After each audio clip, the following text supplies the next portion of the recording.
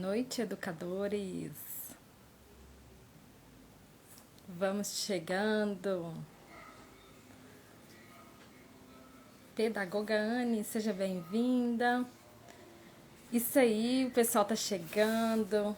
Muito bem-vindas, muito bem-vindos ao nossa primeira sessão de live de hoje. Hoje nós temos duas sessões importantíssimas de bate-papo sobre a educação especial. Nesse primeiro momento, a gente vai falar sobre as altas habilidades, superdotação. Olha que tema importante e necessário para a gente trabalhar em sala de aula, né? A gente fala muito das deficiências que trazem dificuldades de aprendizagem, mas é muito importante a gente falar das altas habilidades. E a gente tem uma convidada muito especial para falar com a gente hoje sobre isso. É uma autoridade nesse assunto, a Fabiane Navega. Deixa eu ver aqui se ela já chegou. Vamos esperar ela chegar. Enquanto ela chega, gente, já convida outras pessoas, aproveita esse momento. Nós vamos trazer alguns esclarecimentos importantes para a gente conhecer mais sobre as altas habilidades e superdotação. Esse é um assunto tão necessário de ser falado e tão pouco abordado, né? Então, a gente precisa muito falar mais sobre isso. Boa noite, Efigênia, boa noite. Mônica. A Fabi já chegou por aí. Deixa eu convidar ela aqui. Deixa eu ver se eu consigo aqui. Gente, tanto tempo que eu não faço. Vamos com... Ah, tá aqui. Para falar só sobre o PDI, mas agora a gente vai falar do PDI para estudantes com altas habilidades de superdotação. Ei, Fabi, boa noite, seja bem-vinda. Que bom ter Boa você por noite, aqui. tudo bem? Tudo ótimo, e com você? Tudo bem, graças a Deus. Bom demais, gente. A gente conversou, né, eu e a Fabi, há uns meses, né, há um mês atrás, mais ou menos, sobre a importância da gente falar desse tema, né, da elaboração do PDI, já no início do ano letivo, porque a gente precisa tratar desse assunto, né, já desde o começo. Então, ela vai estar aqui para a gente conversar, ela é uma autoridade nesse assunto, né, então, ela tem mais propriedade para falar sobre esse tema. E eu queria que você se apresentasse para as pessoas, Fabi. Fala um pouquinho de você. Falo sim. Bom, eu sou a Fabiane Favarelli Navega, eu sou pedagoga de formação, sou uma mulher branca, de cabelos médios, com algumas luzes, tenho um rosto fino, mais alongado, eu faço uso de um óculos com armação escura, estou usando um par de brinco com uma bolinha dourada. Tenho uma blusa branca, com uma manga meia bufantinha, assim, meia armadinha. Então, eu sou pedagoga há 23 anos, né? Sou formada em pedagogia. Sou psicopedagoga também. Tenho especialização em altas habilidades, superdotação. E agora eu estou indo para a reta final do meu mestrado em altas habilidades e superdotação aqui pela Unicamp, na Faculdade de Ciências Médicas, e eu trabalho com esse universo, né, de atendimento a essas crianças, como que a gente atende essas crianças dentro do contexto escolar. E quando a gente fala de inclusão, a maior parte das pessoas pensa na pessoa com deficiência ou com algum outro transtorno, ou da aprendizagem, ou do neurodesenvolvimento, e muito pouco ainda, né, a gente fala de altas habilidades, mas esse público existe. E esse público precisa ser atendido também. Muito bom. Então, para quem está chegando agora, o tema da nossa live né? Eu falei lá no comecinho, precisa elaborar o PDI do meu estudante superdotado. E agora? né? Como que eu faço? Então a gente vai conversar um pouco sobre isso, né? Sobre a gente pensar no PDI para esse estudante, sobre como a gente trabalhar com isso na sala de aula. Mas antes, né, como a Fabi fez a audiodescrição dela, também vou fazer a minha. Eu sou uma mulher branca, tenho olhos verde, cabelo um pouco abaixo da cintura, ele é cacheado, tem luzes. Estou com uma blusa laranja, ombro a ombro. Tenho uma estante atrás de mim com alguns livros, alguns objetos. E tem lá no fundinho ali, está aparecendo o símbolo do Inclusão na Prática. É muito bom receber você aqui, Fabi. Já faz um tempo, né, que a gente não faz esse bate-papo. E eu gosto muito disso, gente, desse bate-papo, porque nós não dominamos todos os assuntos, né? Então é importante a gente somar forças e trazer profissionais competentes, assim como a Fabi, para poder falar sobre esse assunto, que está se especializando, para que a gente possa ampliar e somar conhecimento, né? Nós precisamos de todo, a gente está numa comunidade educativa, né? E a gente precisa somar para a gente aprender sobre cada um dos temas. E a Fabi, ela, né, com essa especialização dela nas altas habilidades, é muito importante a gente trazer esse tema, né, para discussão. Então, se você tem dúvidas, né, sobre esse tema, já vai colocando aí também no chat para a gente poder conversar sobre isso, né, Fabi?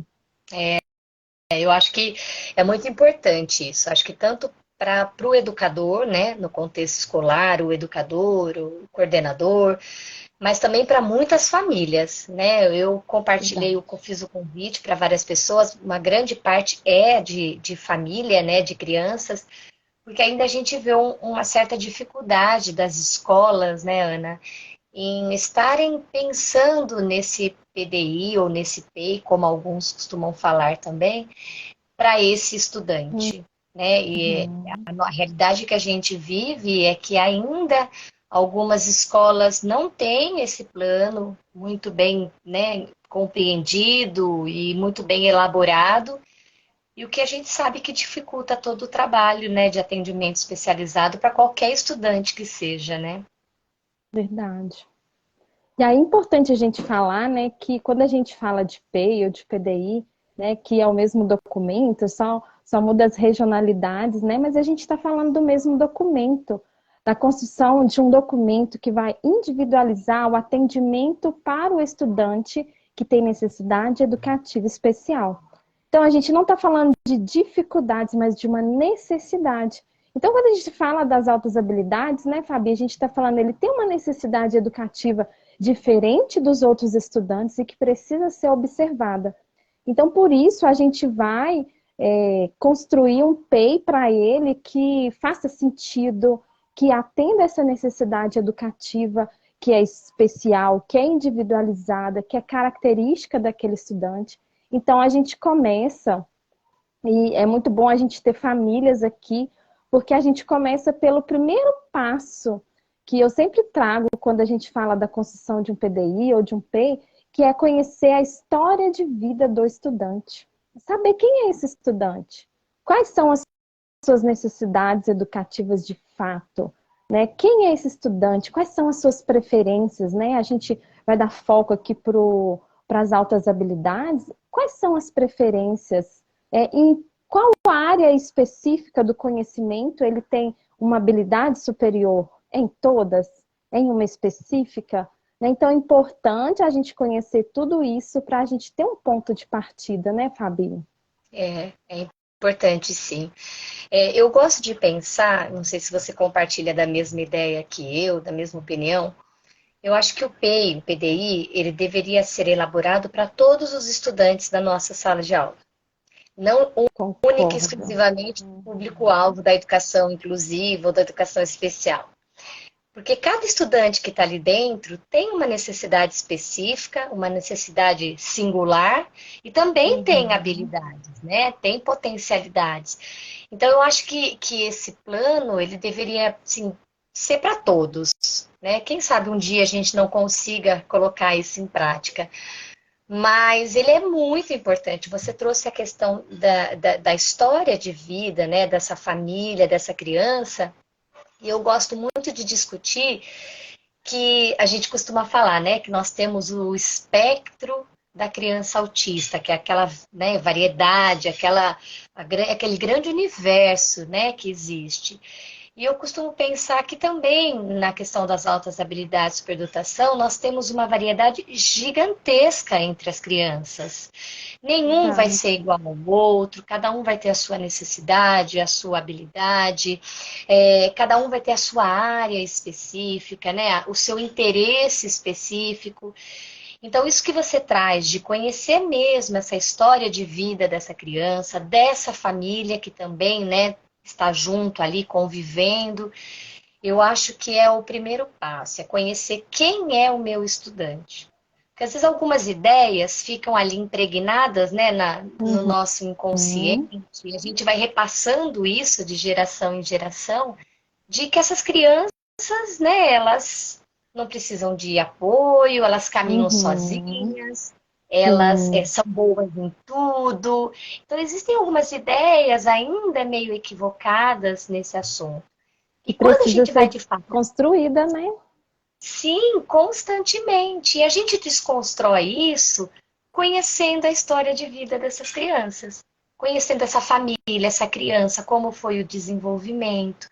Então, isso que você traz aí, já, né, iniciando a nossa conversa, eu acho de extrema importância, Ana. Eu atendi, há alguns anos, uma jovem com altas habilidades de uma escola particular aqui em Belo Horizonte. Eu trabalhava no setor de educação especial e ela foi ali, né, com a mãe para procurar a gente para poder falar sobre as dificuldades que ela tinha na escola, da escola aceitar a sua alta habilidade, da escola entender o quanto ela tinha um conhecimento superior numa área. E uma coisa que me preocupou muito desde quando eu conheci essa moça, essa jovem, é que ela estava deprimida. E ela falou assim: olha, eu não dou conta de voltar para aquela escola porque eles não me entendem. O professor não entende que eu tenho um conhecimento maior do que o dele. Ele não faz um enriquecimento, né? Ela não usou esse termo, mas era isso que ela queria dizer, né? Ela não trouxe ali um complemento para ela ir além. Então, ela não conseguia ficar dentro da sala de aula porque nada ali interessava para ela. E ela estava muito deprimida por conta disso, porque ela falou: eu prefiro abandonar a escola. Né? Então, é um tema importantíssimo, porque eu falo assim, que do mesmo jeito que lá, quando a gente fala das deficiências que trazem uma limitação no aprendizado, a gente tem o outro espectro, o outro lado, que é a alta habilidade, que também causa essa vulnerabilidade e a dificuldade de permanecer na escola porque não é compreendido.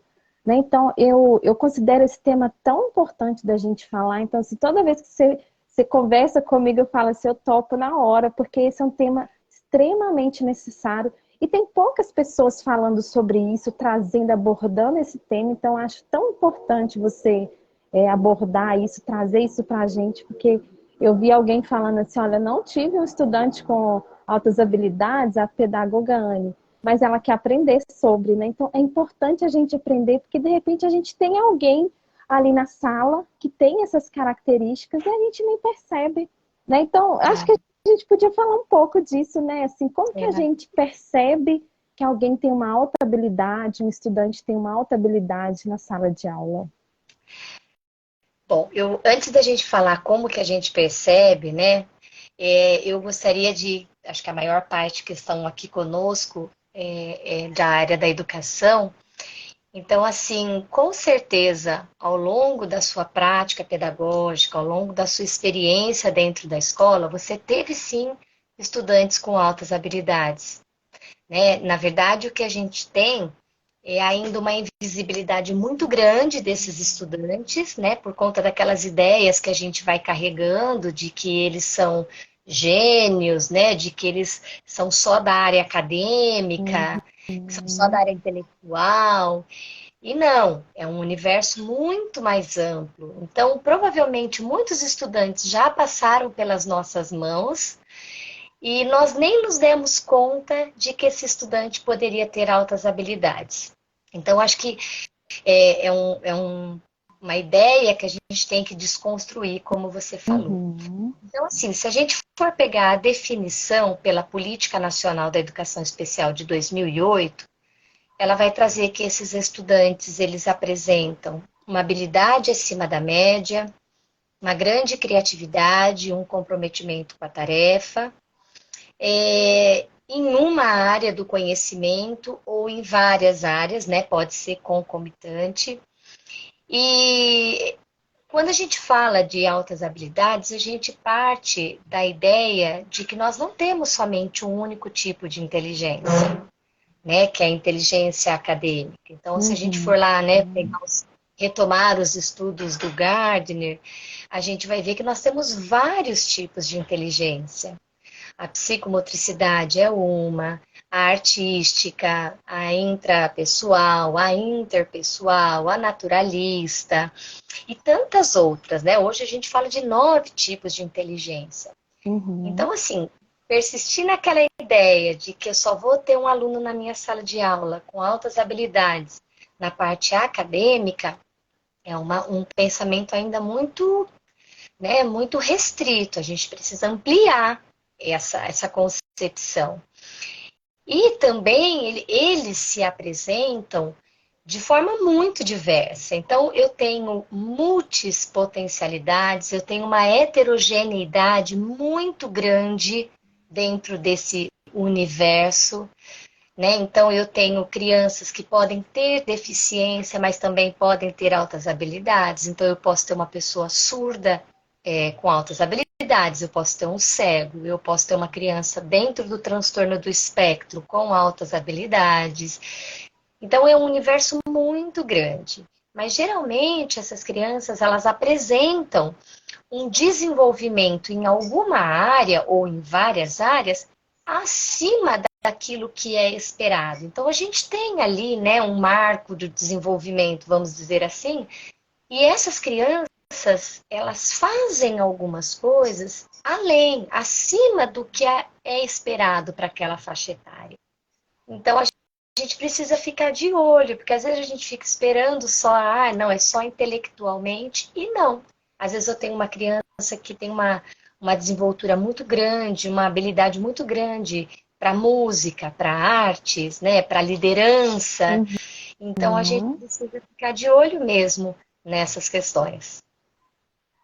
E aí, quando a gente pensa, né, como eu vou fazer isso? É nesse momento que eu busco ali conhecer o estudante, né, eu faço esse levantamento de informações sobre esse estudante com a família, sobre as preferências, sobre, né, no que ele se destaca mais, a gente vai começar a conhecer.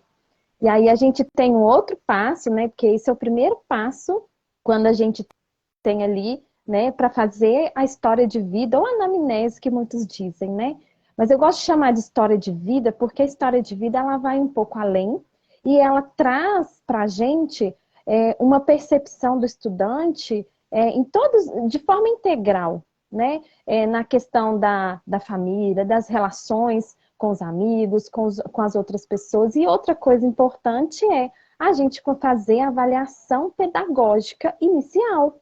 Porque ali vai me mostrar onde ele está nesse destaque dessa disciplina, se for no conteúdo acadêmico, ou se ele tem uma outra habilidade, né, seja na arte, na música, em outras áreas, em outros, até na natureza, né, a gente tem a naturalista, que é um tipo de inteligência extremamente importante da gente considerar. Então, é importante, primeiro, a gente desconstruir alguns padrões, né, que a gente traz de pensar que tudo está ali focado, mas se ele sabe isso, por que ele não sabe tudo, né? Já ele não é um gênio, então a gente desconstruir isso, que infelizmente ainda, né, tem pessoas que trazem esse conceito, e aí a partir daí a gente começa a conhecer melhor esse estudante para a gente saber como montar um planejamento adequado para ele, né? O planejamento, eu falo que é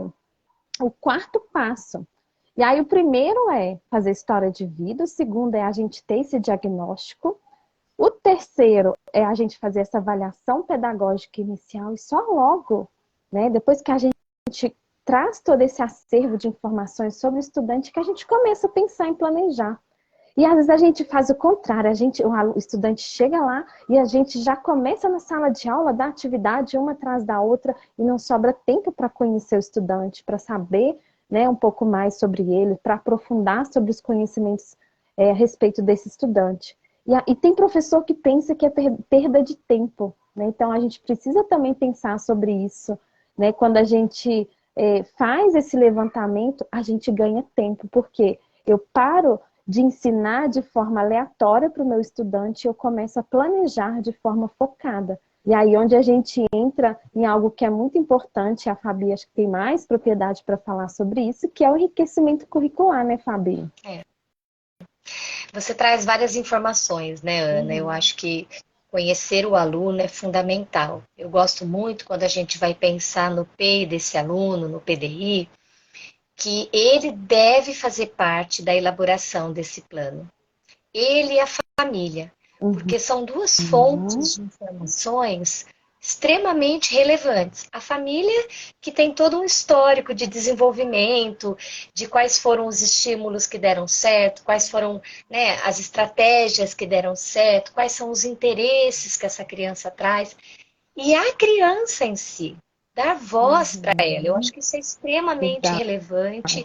Nós temos que fazer essa abertura. A gente vê que algumas escolas são um pouco resistentes quanto a isso, né? Acredito que eles pensem que esse plano, esse documento, né, que vai nortear todo o trabalho do professor, seja única e exclusivamente da professora da sala ou daquela equipe. E não. Aquele documento é um documento que tem que ser composto, né, por vários olhares, por várias informações, e família e criança fazem parte disso, né? São partes desse momento extremamente importante. E a gente constrói esse plano justamente para fazer isso, para nortear o nosso caminho.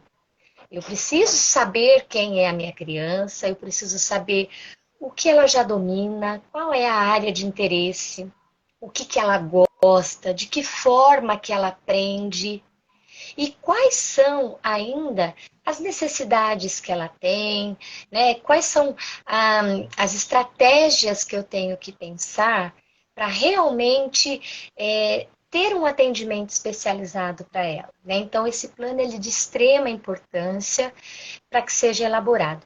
E a partir deste plano, a gente pensa em quais estratégias a gente vai fazer. Uma das estratégias é o enriquecimento curricular, né? Que é de assim, grande relevância a gente olhar para esse currículo pedagógico da sala em que ela está inserida, da escola em que ela está inserida, e pensar realmente, será que aquilo ali atende à necessidade daquela criança? Será que ela ficar reproduzindo as mesmas atividades vai ser benéfico para ela ou não? Eu tenho que adaptar, eu tenho que, né, eliminar o que está repetitivo, aprofundar em que assunto, de que forma. Então, esse enriquecimento ele só é possível se eu tenho essas informações em mão. Então, a gente precisa primeiro se conscientizar disso. E aí o trabalho vai fluindo, né? E aí a gente vai tendo subsídios, às vezes a gente fica, né, como a gente colocou, né, na chamada dessa live, né, por onde eu começo, o que que eu faço? Esse é o ponto de partida.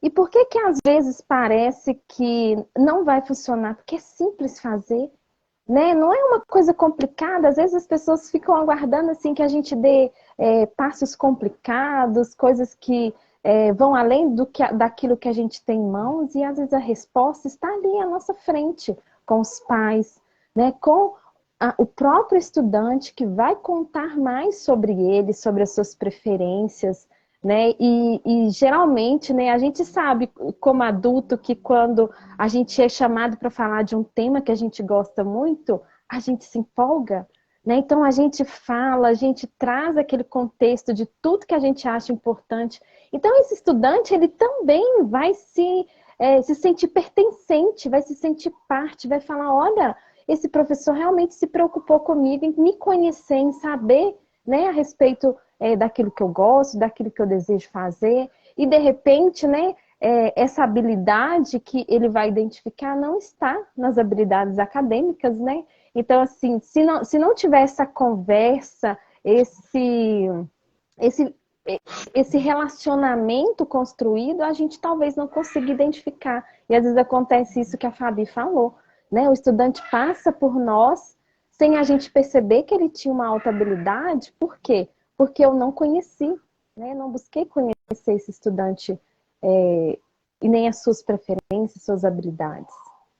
Eu acho que uma outra questão que é importante também é que eu acho que é importante toda a comunidade escolar que atende essa criança participar dessa elaboração.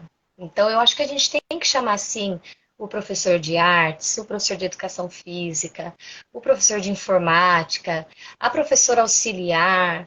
A gente tem que construir isso coletivamente. Recentemente, eu estava conversando com uma pessoa e nós estávamos discutindo isso, né? O professor do terceiro ano constrói o PEI ali para o aluno dele e ele faz sozinho, de forma independente. Só que aí a criança vai para aula de artes, por exemplo, para aula de informática, e esse educador especialista aí, né, não conhece as características daquela criança. E aí provavelmente ele também não vai saber lidar com essa criança. Então a gente tem que se conscientizar que esse plano, ele é de responsabilidade de toda a equipe escolar, e não única e exclusivamente só do professor da sala de aula regular. Né? Então, o Muito professor importante, do né, falar disso. AE, que a gente vê muito isso na escola, o professor vai fazer, né? O professor faz, o coordenador vê. Então, assim, mas espera aí, né?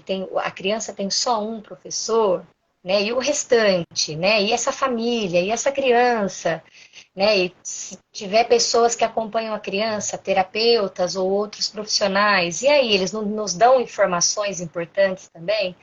Então, eu costumo pensar nessa coletividade, né? Nessa parceria para uma boa elaboração. Nossa, isso é tão importante falar. E aí, para a gente trazer um pouco de embasamento legal, né?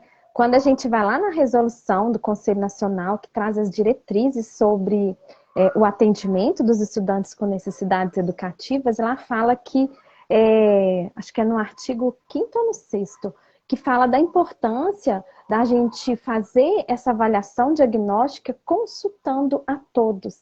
Como a Fabi falou, é uma comunidade. E aí, ali na comunidade escolar, tem pessoas com, eu chamo de competências profissionais, né? Tem pessoas com competências profissionais diferentes. Tem o diretor, né, que tem ali as suas responsabilidades no cumprimento, né, na cobrança da realização de um PDI para o estudante, mas o coordenador, ele já tem outra competência de fazer esse elo, né, entre os professores, entre o professor do AE. Cada professor de cada componente curricular vai ter uma habilidade também diferente, né? O seu componente traz ali questões diferentes. Então, é importante a gente conectar cada uma dessas partes através de cada um que precisa mediar. Eu preciso do professor de artes, mas eu preciso do professor de língua portuguesa, do professor de geografia, do professor de história. Então, a gente precisa fazer a escola caminhar mais conectada. Né? Então, isso é muito importante. E quando a gente pensa assim, né, onde na lei está isso? Isso já está descrito na lei, que todos precisam contribuir. E para além disso, lá ainda fala que a gente conta com a colaboração da família, com a participação, né, dos profissionais da área da saúde, e ainda fala de outras redes da saúde, do Ministério Público, esporte, lazer. Então, gente, nós precisamos entender que tudo está conectado e a gente precisa dessas parcerias para elas funcionarem, né? E tudo isso faz parte, gente, do PDI, né? Às vezes a gente pensa que o PDI é só ali a atividade adaptada que eu fiz. Não, para eu chegar na atividade adaptada, naquilo que foi pensado para aquele estudante, eu precisei buscar uma série de informações anteriores a isso, que compõem, né, esse documento que traz toda a necessidade de acompanhar o estudante individualmente. Então, é esse conhecer, é esse saber da individualidade de cada estudante, né? E aí a gente pensa, assim como É importante isso que a Fabi falou, é legal, porque as altas habilidades não tem assim como quando a gente fala do espectro, né? Que a gente percebe que cada um está ali de uma forma que tem mais dependência, menos dependência, que tem mais necessidade de suporte, menos necessidade. Mas nas altas habilidades também tem características diferentes que a gente precisa conhecer, buscar, né, entender, para a gente poder trabalhar com esse estudante. E aí alguém perguntou aqui, deixa eu ver se eu acho a pergunta, se passou, se qualquer professor, acho que a pergunta era essa, se qualquer professor pode trabalhar com esses estudantes. Vou achar aqui a pergunta, mas era parecida com isso, né? Se precisa ter uma especialização para trabalhar. Aqui, ó, qualquer pessoa sem formação pode trabalhar com essas crianças? Foi a Suelen que perguntou. Na verdade, esse estudante, ele é um estudante da sala de aula regular, né? Então, o professor da sala de aula regular, ele tem que atender esse estudante. Então, eu trabalho com formação de professores, né? Eu trabalho no curso de pedagogia e a gente acaba vendo que quando a disciplina no curso de pedagogia aborda a educação inclusiva, ela vem com esse olhar para as crianças com deficiência ou com um transtorno do espectro. Então, quando a gente entra numa sala de aula, a primeira coisa que elas querem saber é como que elas vão atender essas crianças na sala de aula. E aí eu pego e eu trago, eu falo, gente, mas nós temos um outro grupo também, né, que não pode ser esquecido. Então, a gente vê que a questão da formação do professor, ela vem um pouquinho assim, com uma lacuna, vamos dizer assim, né? Então, eles vêm com esse, não, eu preciso saber atender a criança autista, que vai me dar trabalho, né? E preciso atender a criança com deficiência. Mas ele não tem esse olhar, ou esse preparo, ou essa capacitação para a questão das altas habilidades. O que eu acho que é uma lacuna que fica ali. Então, eu acho que esse profissional, ele tem que saber sim o que significa ter altas habilidades, superdotação. Ele pode ter a teoria, mas na verdade é a prática que vai ensinar isso para ele, é o aluno dele que vai ensinar para ele como que ele é, que características que ele tem, porque um vai ser diferente do outro. E a gente pode contar aí com o professor do AEE, que é o professor da sala de recursos, né? Que é um professor especializado na educação, no atendimento educacional especializado. Então, esse professor de AEE, que já está presente em inúmeras escolas dentro da sala de recursos, também colabora com essas informações, né? Com esse conceito, ajuda no enriquecimento curricular, isso é muito importante. Mas eu acho que é um profissional que tem que buscar saber mais, se informar, se capacitar, porque esses estudantes estão na nossa sala de aula e nós não podemos negligenciar esse atendimento, né? Exatamente. De forma nenhuma, né? A gente não pode deixar nenhum de fora. A Ifigênia está perguntando, Ifigênia Rezende, no PDI é necessário colocar todas as habilidades dos conteúdos? O PDI, quando a gente constrói e a gente chega lá na parte das disciplinas, né, dos componentes curriculares, a gente vai dar destaque para aquilo que necessita de adaptação ou de enriquecimento. Então, a gente não vai colocar tudo, a gente vai colocar aquilo que é necessário o estudante, a gente dá ênfase no estudo do estudante, né? No que ele vai estudar, no que ele vai ver ali. Então, seja né, lá para as deficiências, seja nas altas habilidades, a gente não coloca tudo, porque às vezes nem tudo é necessário dar uma ênfase ou um destaque, né? Então, é importante a gente entender, Efigênia, que as habilidades que a gente vai dar destaque são aquelas, né, dos conteúdos que precisam ser reforçados, que precisam desse enriquecimento curricular. Fala um pouco para a gente, Fabi, sobre esse enriquecimento. O enriquecimento, ele pode ocorrer de maneira intracurricular, que é dentro do contexto da sala de aula, né? E o extracurricular. Então, o que eu tenho que pensar? Dentro da minha sala de aula, né? Nas aulas convencionais que essa criança frequenta todos os dias, como que a gente vai atender essa necessidade? Então, a gente olha para essas crianças para aquilo que essas crianças já dominam, aquilo que elas já sabem, né? Aquilo que eu não preciso ficar repetindo. E aí eu elimino essa repetição e eu faço um enriquecimento, eu faço um aprofundamento das atividades que essa criança ainda precisa adquirir. E o extracurricular, que geralmente ela pode acontecer nas salas de recursos, ou em núcleos especializados, ou em centros, né, que atendem essas crianças, é o desenvolvimento de projetos na área de interesse dessas crianças.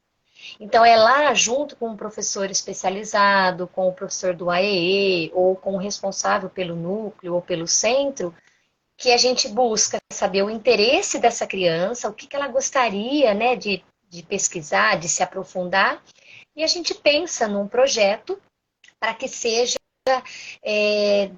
desenvolvido por ela. Então, esse enriquecimento ele tem que acontecer nesses dois âmbitos, intracurricular, dentro da escola, da sala de aula, como extracurricular também, ou no contraturno, né, na sala de recursos, ou em centros que nós temos aí que prestam atendimento a esses estudantes. Para isso, a gente volta a falar, a gente tem que conhecer os nossos alunos, saber o que eles já dominam. Bom, se ele já domina isso, então eu não vou dar para ele repetir. Então, o que eu posso aprofundar? Né? O que eu posso desafiá-lo a fazer? E a gente tem que tomar bastante cuidado, porque enriquecimento curricular não é fazer mais do mesmo, né? Não é a quantidade, porque o que a gente vê às vezes nas escolas é assim, a criança termina muito rápido a atividade, porque ela já domina aquilo, e ela acabou, a professora vem com outra folhinha, então ela acaba fazendo a mais, a quantidade. E não é a quantidade que a gente tem que pensar. A gente tem que pensar na qualidade. Então, por isso que a gente retoma lá, né? O que eu sei do meu aluno? Ah, eu sei que esse conteúdo ele já domina. Então, eu não vou ficar dando mais do mesmo. Então, eu penso em atividades mais desafiadoras, mais enriquecidas, né? Mais problematizadoras, que vai fazer com que ele aprofunde aquele conteúdo. Dá trabalho? Dá trabalho, claro. Eu tenho 22 anos de sala de aula, eu sei que não é fácil.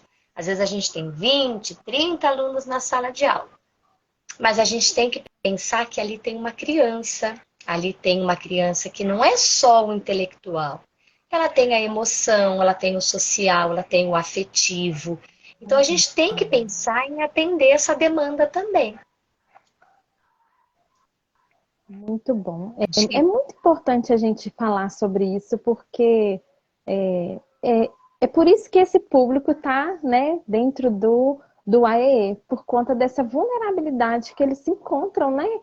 Onde muitas vezes a gente vai achar que não precisa porque já sabe, né? Então, é justamente o contrário. Ele precisa de mais, ele precisa ser incentivado, precisa ser motivado, precisa trabalhar essa inteligência emocional dele, né?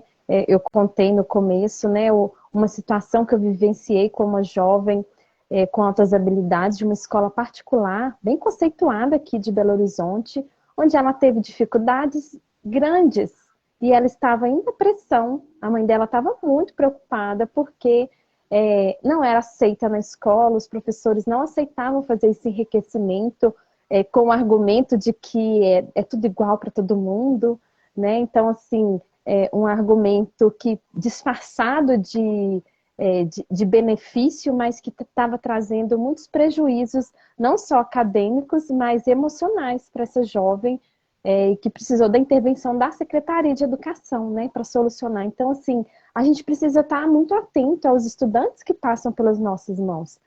Eu sempre falo isso, eu falo, olha, a gente tem que estar sempre atento. Cada estudante que passa pelas nossas mãos, nós somos responsáveis, né? Ele pode ter tido um percurso escolar até aqui ruim, mas se ele chegou até as minhas mãos, tem que haver uma mudança, né? Uma vez que a gente toma ciência do que deve ser feito, toma consciência, né? Tem essa sensibilização do que é necessário fazer, a gente precisa fazer, né? Com certeza. E isso faz o professor sair da zona de conforto, né? O professor Verdade. tem que ele tem que buscar saber, conhecer sempre. Olha, eu não sei sobre esse assunto, então a gente busca, né, fontes de informação, busca lives, busca ler, busca aprender, né, com alguém que tenha essa expertise. O que o professor precisa é sair da zona de conforto. Às vezes eu escuto muito isso dentro das escolas. Ai, mas eu não sei lidar com uma criança dessa. Gente, a gente não sabe lidar com criança nenhuma, né? Porque as crianças hoje em dia são totalmente diferentes. A nossa sala de aula, a cada ano, ela muda, ela é um grupo diferente. E a gente tem que aprender junto, né? Bom, eu não conheço esse assunto, eu não sei, porque eu vejo assim que às vezes a mãe chega, né, na escola lá com a confirmação das altas habilidades, e aí o professor arrepia os cabelos. Mas e agora? Eu não sei lidar com essa criança. Ela vai saber mais do que eu como ensino, não sei o quê. Então, eu prefiro pensar assim, olha, a gente não conhece nenhum aluno quando a gente começa um ano letivo. E a gente vai conhecendo aos poucos. Por quê? Porque a gente ouve, a gente presta atenção, a gente dá voz para essa criança. E é assim que tem que ser com a criança com altas habilidades. Ela pode apresentar, sim, um desenvolvimento acima da média em alguma área, mas ela pode ter outras necessidades. Então, ela pode ter algumas dificuldades que você vai falar, nossa, mas ele é tão inteligente aqui, não consegue fazer tal coisa. Então, a gente vai conhecendo no dia a dia, mas nós temos que estar abertos para querer, desejar, né, fazer, atender essa necessidade e, acima de tudo, buscar informações. Eu sempre falo que inclusão a gente faz por dois caminhos, a vontade e o conhecimento. Não adianta eu ter conhecimento e não ter desejo de atender o meu aluno. E também não adianta eu ter desejo e não ter o conhecimento. Essas duas coisas caminham juntas. Então, isso aí é tirar o professor da zona de conforto. Com toda certeza. E aí a gente vai chegar na pergunta, deixa eu achar aqui, da Adelita Carvalho, que perguntou assim, olha, como fica o conteúdo programático com enriquecimento? Pode o professor extravasar o plano anual? Vai extravasar, né? Eu Em acho assim, eu acho que algumas situações. as escolas, elas têm uma grande resistência, né? O pessoal acha que a gente não pode sair daquela caixinha. Tem crianças que vão extravasar, sim. Eu conheço casos de crianças que foram adiantando conteúdos de séries seguintes. Né? Eram crianças que faziam atividades da série seguinte. Então, estava matriculada, por exemplo, no terceiro ano do ensino fundamental, mas já estava fazendo atividades de matemática do quarto, do quinto. Então, isso vai extravasar, porque a necessidade de atender aquela criança é essa. Né? Então, a gente olha para essa criança e a gente fala, não, né, o que, que ela precisa, o que, que eu posso aprofundar e o que, que eu posso enriquecer para ela. Então, eu acho que a gente não pode ficar preso nessas questões, né? Não é porque ela está ali que ela não vai poder ir além. Então, eu vejo que a escola ainda é muito presa nesse sentido, né? Não, eu tenho que ficar só com essa apostila, eu não posso fazer outra coisa, eu não posso adiantar alguma coisa. Então, a gente precisa se desprender dessas ideias assim, né? Porque as crianças precisam. Verdade. E aí, a gente está caminhando para o final, mas eu queria que a gente conversasse um pouco sobre a importância, né? Hoje o enriquecimento curricular é o mais recomendado, mas logo quando eu cheguei na inclusão, há uns 15 anos, havia muito a ideia de que se esse aluno tem alta habilidade, vamos promover ele para a série seguinte, né? E em alguns casos isso é recomendado, faz sentido, mas não é para todo mundo, né, Fabi? Vamos falar um pouquinho disso? Porque às vezes a gente pensa assim, o professor pensa, se ele tem alta habilidade, é porque tem alta habilidade em tudo, então devia ir para a série seguinte, até... Né? Será que ele faz atividade do quinto ano estando no terceiro? Então vamos passar ele para o quinto? Por que que a gente... por que que isso não é legal, né, em todos os casos? A aceleração de série, ela é uma das possibilidades, né? E ela é uma estratégia muito interessante, muito importante para alguns casos, sim. Nós vemos aí situações de crianças que passaram pelo processo de aceleração e que se deram muito bem. Só que, na verdade, os professores têm bastante receio, principalmente os diretores de escola, né? Ah, mas nós vamos acelerar. Não, aqui a gente não faz aceleração. A aceleração, ela está prevista em lei, né? Lá na nossa LDB está previsto lá que ela tem direito a concluir menor tempo, né, que as demais, mas ela tem que ser bem pensada, porque o que a gente vê é que em alguns casos, né, existe uma discrepância entre o desenvolvimento intelectual, acadêmico daquela criança e os aspectos emocionais. Então, ao mesmo tempo que eu tenho uma criança que tem uma capacidade intelectual muito além, ela pode ter uma questão emocional e social aí um pouco mais que necessita de mais intervenção. Então, para a gente optar pela aceleração de série, a gente precisa fazer uma excelente avaliação com um psicólogo, com a família, com a criança, com a escola, e realmente ver se aquilo vai ser benéfico para ela ou não. Às vezes é uma criança muito insegura, é uma criança emocionalmente, né, que precisa ser trabalhada, é uma criança que já tem aí, né, a questão das suas dificuldades emocionais. Então a gente pensa, será que a aceleração para essa criança é interessante, é benéfica, né, vai trazer bons resultados? Então a gente gosta de pensar que assim, algumas crianças se beneficiam sim com o processo de aceleração, mas outras não tanto. Então, para essas, a gente foca na questão de atendê-la na sala de aula, mas fazendo o enriquecimento.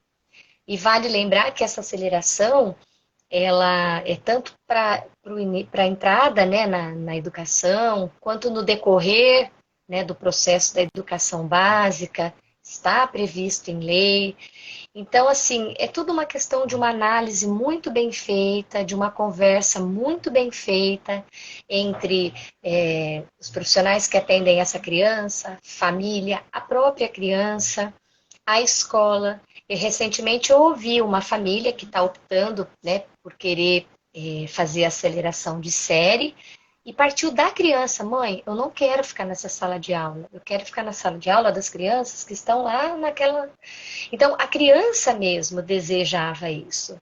E pela análise que a gente vem fazendo, nós estamos meio que, né, pensando que a aceleração seja uma estratégia adequada. Mas tem que ser muito bem pensada, a criança tem que ser muito bem avaliada, né? Ela é o nosso principal ponto, né, de atenção.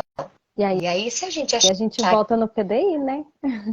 Porque tudo que isso vai ser feito lá no PDI. Quando eu observar todas essas questões, eu preciso fazer o registro. A gente não tem prática de registro, a gente precisa trazer o registro de cada uma dessas coisas que a gente observou, porque quando chegar no final do ano, eu preciso lembrar das ações que eu executei agora no início do ano. Então, se eu tenho registro, se eu tenho a prática de registrar, de colocar ali no documento, né, o que foi trabalhado, o que foi observado, se evoluiu, né, se teve uma evolução ou não, tudo isso é importante porque serve de parâmetro para a gente fazer essa avaliação, porque, como a Fabi falou, a gente não vai só a escola faz, né? Existe uma equipe multiprofissional para fazer todo esse levantamento de informações sobre todos os aspectos, né? Não é só acadêmico.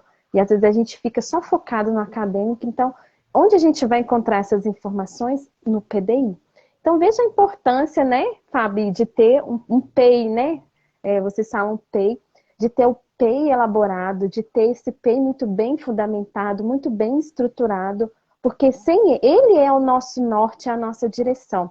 Eu costumo falar que o PEI, ele é a centralidade da inclusão escolar, porque tudo volta para ele. Eu falo de uma coisa, de outra que eu preciso fazer e eu sempre caio no PDI de novo. Eu sempre vou voltar no PEI, eu sempre vou precisar de informações que estão lá no PEI. Por quê? Porque ele é que faz toda essa articulação.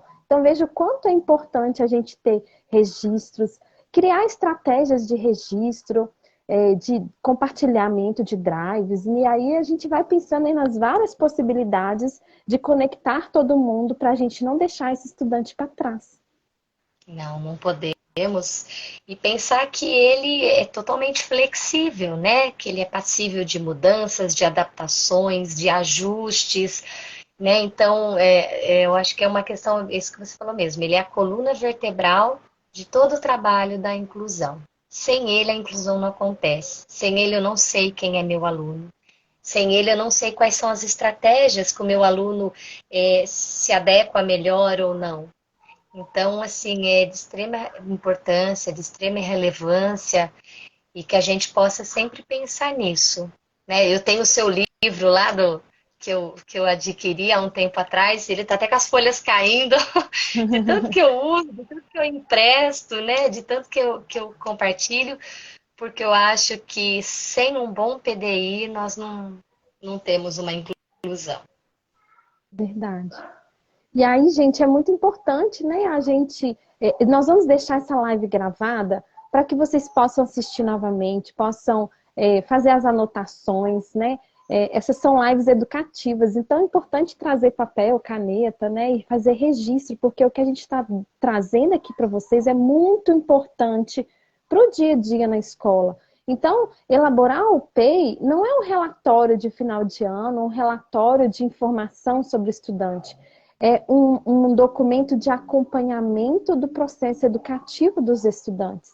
Então, ele precisa de ter registros, precisa da gente lembrar o que aconteceu, né? Neste início de ano, eu preciso ter o PDI do ano anterior para saber o que já foi visto, o que o professor já trabalhou, onde eu posso ter como ponto de partida, né? Porque sem o PDI, a gente está sempre começando do zero, né? E a gente precisa tornar mais práticas as nossas ações.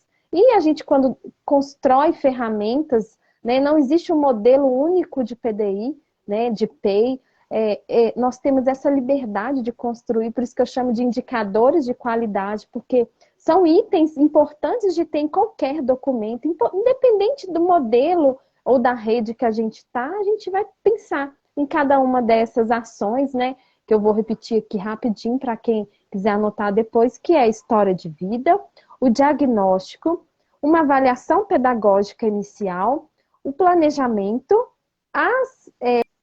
o monitoramento do aprendizado, né? Então eu vou monitorar o tempo todo para ver se está aprendendo, se não está, se eu preciso recalcular, se eu preciso acelerar, ou se eu preciso, né, diminuir um pouco o ritmo, e as flexibilizações, né, ou adaptações curriculares. Então, são 6 pontos importantes que a gente constrói, né, um PEI de qualidade que vai fazer, né, o estudante aprender e avançar e ir além, né, e ter o direito de acesso, né, o direito de acesso. Acesso e permanência, né? Permanência e continuidade. Sim, sim. Porque às vezes a pessoa tem o acesso, né? Tá lá dentro, mas não é atendida, né? E aí a gente tem que repensar. Mas eu fico muito feliz, Ana, pelo espaço, né? Pela oportunidade de trazer esse assunto, de discutir esse assunto, para que a gente possa, primeiro, tirar esse estudante da invisibilidade, que ele está ali invisível. Os dados mostram como nós temos um número baixíssimo ainda de crianças identificadas, e isso implica em políticas públicas, isso implica em não atender esse estudante, isso implica em você interferir em todo o desenvolvimento dessa criança, né, como eu já falei, emocional, social. E então eu acho que é extremamente relevante a gente tirar da invisibilidade e atendê-lo. Então, por isso que cada vez que eu falo desse assunto, eu falo, olha, eu agradeço, falo, muito obrigada pelo espaço, porque mais uma sementinha foi plantada para que a gente possa identificar essas crianças, porque elas estão dentro do nosso contexto escolar. É verdade. Os números indicam, Ana, a Organização Mundial da Saúde fala que nós temos 5% da nossa população com altas habilidades de superdotação. 5% é uma pessoa a cada 20. Então, se você tiver um grupo de 20 alunos, uma pessoa vai ter altas habilidades. Então, se você tem uma sala de aula com 20, 30, 40 crianças, você pode ter certeza que ali pelo menos um, dois estudantes vão ter altas habilidades. A gente só precisa estar atento Sim, para identificá-los e atendê-los. exatamente. Fabi, foi muito bom falar com você, foi muito bom a gente trazer esse assunto. É, vamos conversar mais vezes sobre isso, porque realmente é muito importante a gente ampliar o alcance, né, desse tema das altas habilidades. Então, já quero deixar o convite para você voltar a falar com a gente. Quero agradecer a todos aí que ficaram com a gente até agora. Eu tenho uma nova live daqui a pouco. A gente vai falar sobre o PDI, sobre esses passos que eu falei aqui para vocês. A gente vai conversar um pouco mais sobre eles com mais detalhes. Então, eu vou encerrar essa live para a gente deixá-la gravada e vou voltar de novo. Então, fica o convite aí para quem está chegando, para quem está me conhecendo agora, para assistir a nossa próxima live, que vai ser agora já às 20 horas. E aí a gente conversa sobre isso. Fabi, fique à vontade para participar com a gente. Será um prazer ter você com a gente e a gente quer que você volte, tá bom? Muito Com obrigada. certeza. Obrigada a você, viu, Brenda? Obrigada a todo mundo que esteve aí. Gente, um abraço e até daqui a pouco. Tchau, Tchau, tchau. tchau.